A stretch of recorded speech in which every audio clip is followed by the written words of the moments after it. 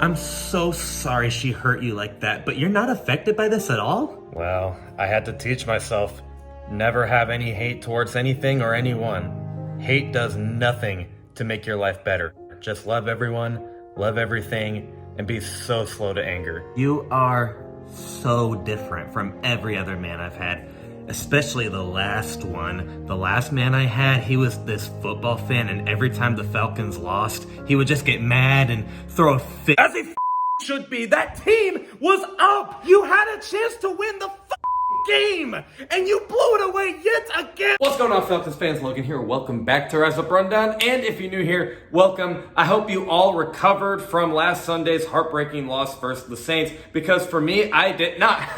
But we are going to go over the game recap because I guess we have to. Now, this year's game recaps are going to be way simpler than the game recaps were in the past for Rise Up Rundown. If you were with me for a long time, you'll know that the game recaps were kind of something on the lines of like, oh, what went good in this game? We go over what went good, what went bad, and we go over what went bad. And then in other news, like if there was like a significant injury that we have to talk about or whatnot. But this year, it's really just one thing and that's it. We're just going over takeaways. That's it. That's literally all it is. We're just going to go over every takeaway that I found from last Sunday's game, because that's kind of all I feel game recaps are, is just your takeaways. But if you guys would like me to add more than just takeaways, let me know in the comments below. Let me know how just takeaways is, but I guess we'll just give it a try. But nonetheless, let's just get straight into it. So the first takeaway I found is, surprisingly, the line play actually was impressive. Not only did the Falcons get 4 sacks on the pass rush, which we're coming off a year where I'm pretty sure we were dead last in sacks. So already starting the season off with 4 sacks against a very good Saints offensive line and a pretty mobile quarterback in Jameis Winston, that's pretty impressive. But what's even more impressive is that the offensive line allowed 0 sacks. Now, granted, we have a mobile quarterback to escape this time over Matt Ryan, but nonetheless, I mean, hey, the offensive line letting up 0 sacks is quite the impressive stat for what was supposed to be, like, and I'm talking about both defensive and offensive line. Literally, both of those were supposed to be counted as the biggest weakness of the year, and yes, I know it is only week 1, but man, so far that looks like it's one of our strengths. We'll see if that ages well. I don't really think it will, I'll be honest with you, but especially because we're facing Aaron Donald. But anyway, we'll just see what happens. But yeah, the line play was very surprisingly well. Jalen Mayfield didn't play, which I guess was a positive. I don't really know. But I will say, as far as the offensive line goes, Drew Dalman probably is the answer at center, even though I was very high on Matt Hennessy. But I will admit, Drew Dalman probably is the better center. And they must have drafted him because they really did not believe in Matt Hennessy in his rookie year. And I guess they were right. I don't know. But there you go. Drew Dalman, I guess, is our answer at center if he keeps up the good work. And then Caleb McGarry was actually pretty solid in last week's game. So I still don't really think he's going to be here next year, but I don't know. Maybe he's got something to prove. Jake Matthews and Chris Lindstrom are obviously self-explanatory, and that left guard spot we need to figure out. And then on the pass rush side of things, Grady Jarrett obviously was wrecking havoc. He was just playing as Grady Jarrett. That's all you really need to know. But Arnold Ebiketie, even though we all kind of believed in him, he actually started things off pretty hot. And I was high on that draft pick anyway to begin with, and it looks like maybe we got something going here with Arnold Ebiketie, fingers crossed. So that's really good. But yeah, we still kind of need to, get better at the pass rush. But I mean, hey, 4 sacks is a good start. The next takeaway I found is our defense was actually good until the last second, per usual. But I do want to talk about how good they were first. I guess we kind of already went over the pass rush, but the linebackers were excellent in this game, especially Michael freaking Walker. I would argue he probably, outside of Cordero Patterson, had the best game. last Sunday for the Falcons. Michael Walker killed it. And the secondary was actually kind of okay for a little while, but then obviously things happened. Michael Thomas was off to a slow start, and I will admit, I was one of those guys that kind of made fun of him on Twitter saying, oh, remember when Michael Thomas was a 99 overall in Madden, now he sucks, and shocker, Michael Thomas, seemingly anytime he plays us is when he breaks out, is the worst part, but this defense was actually pretty good in the beginning. And I really do think that a huge reason for that is because Dean Pease went from the booth all the way to the field. He was calling the right plays, blitzing, putting in pressure. And then, shocker, he does a typical Falcons coach thing to do when he calls zone at the end for some reason, which we'll get to later. But hey, putting in pressure has kind of always worked throughout the years.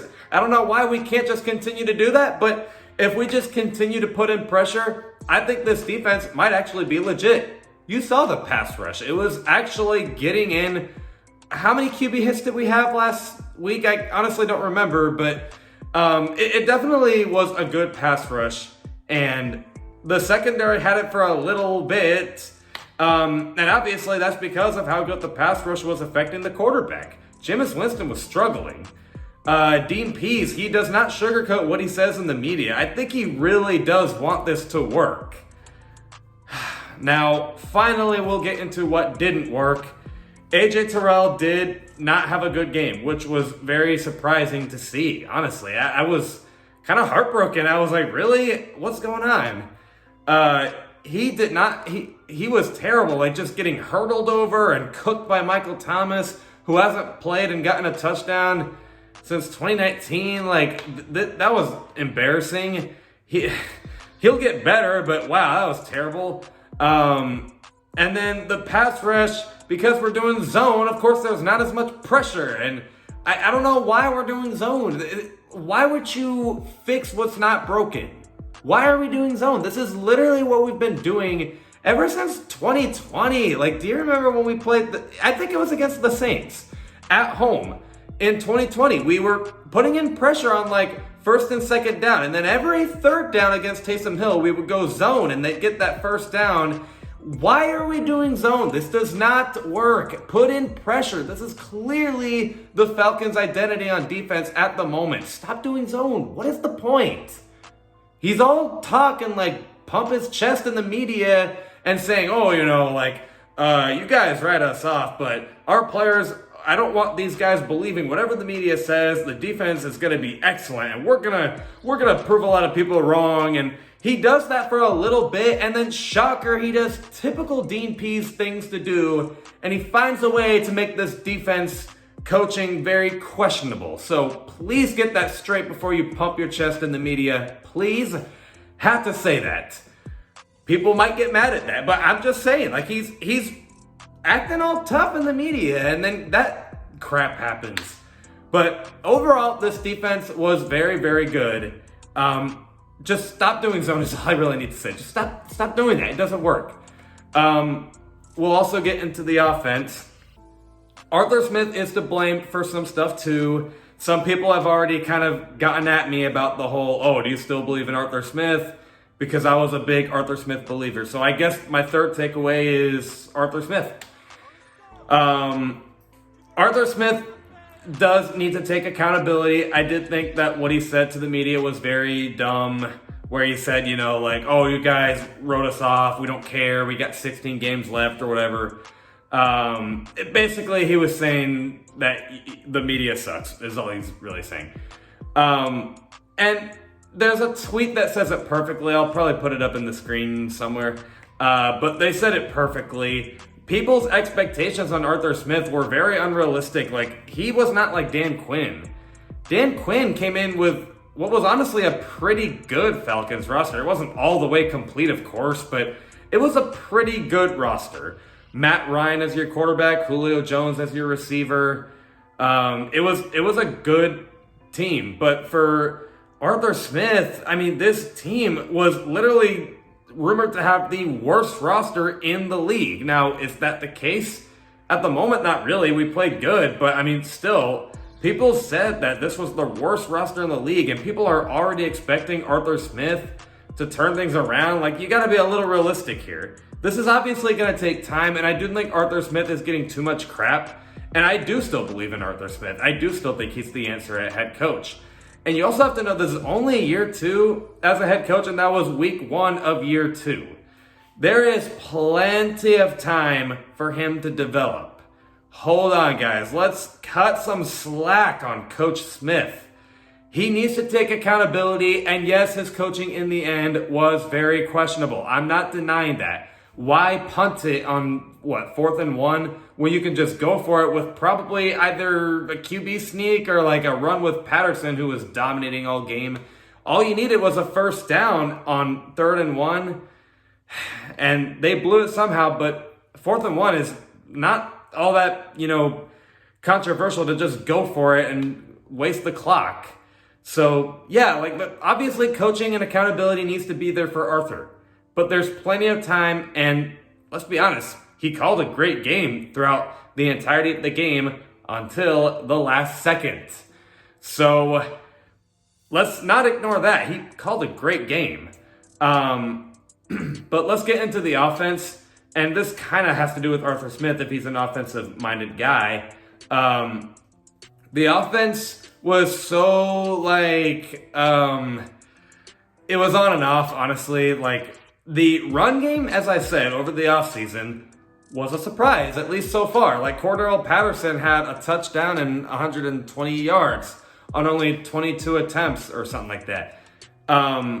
That actually kind of surprised me. I didn't even think he was going to do all that good against the Saints defensive line, but okay, there you go. Cordell Patterson broke out, and then the quarterback run game, like I said in the preview, was actually pretty good. Now, yes, Mariota had some fumbling issues and all, but for the most part, he actually did pretty good as a running quarterback, and I feel he finally used that mobility that we were waiting to see. So the run game was great. The blocking for the offensive line and the receivers were great. But here is the weakness, and yes, this also has to do with Arthur Smith. We are not utilizing our receivers that we draft, especially Kyle Pitts. Yes, that is a huge talk right now that Arthur Smith drafted Kyle Pitts not to utilize him. And yes, I agree with that. He's not utilizing Kyle Pitts like he should. He's probably not even going to utilize Drake London, sadly, even though he had a pretty good game. But again, remember, for one thing, let's be honest, he's still kind of new at this head coach thing. I think eventually he will figure this out. 2, Marcus Mariota was not a good quarterback when throwing the ball. Let's see what happens when we get an actual quarterback and maybe they could be utilized. Now, hold on. Obviously, you still have to find a way to utilize Pitts and London with no matter who your quarterback is. But still, I don't think anyone was really denying that Marcus Mariota is, going to help utilize them all that much. You know what I'm trying to say? Let's be honest. The quarterback play is just not good. Marcus Mariota was not good in this game as a passer. Missed a lot of throws, honestly. Well, not a lot of throws, but definitely a lot of misses here and there. They need to utilize Pitts, yes, and they do need to figure that out come practice. I would love to see them utilize him more. I agree, but let's give it time. I think eventually Arthur Smith will learn from his mistakes like he did last year, where he had this press conference of I'm learning from my mistakes. I'm going to utilize Pitts. And then the next game, Kyle Pitts gets a touchdown versus the Jets. So let's give it time, all right? I know you're frustrated, but hold on. This receiving group isn't even good. Of course the passing game isn't going to look all that good. Just let's get a connection here with the quarterback and the receivers and the head coach is all I'm trying to say. And then the last takeaway is that the home crowd actually was pretty good. I won't go over it for too long, but that home crowd was finally good. That's all I've wanted to see from the Falcons fan base was a strong home field advantage, and it was working. The Saints offense was struggling in the beginning. The home field worked, but now we got to be on the road. At least it's versus the Rams. It's not like the Rams have some great home field advantage after using the quiet snap count from the Bills Mafia. Granted, the Bills Mafia is just miles ahead of any fan base, really, but still, I think we can bring in some sort of crowd noise. in LA, so let's bring it on. But I'm kind of running out of time here. I kind of need to end this pretty quickly, but let me know what you guys think in the comments below. I will see you guys with a video this Friday at 11 o'clock a.m. Eastern. Love and appreciate you all for the support, and as always, rise up.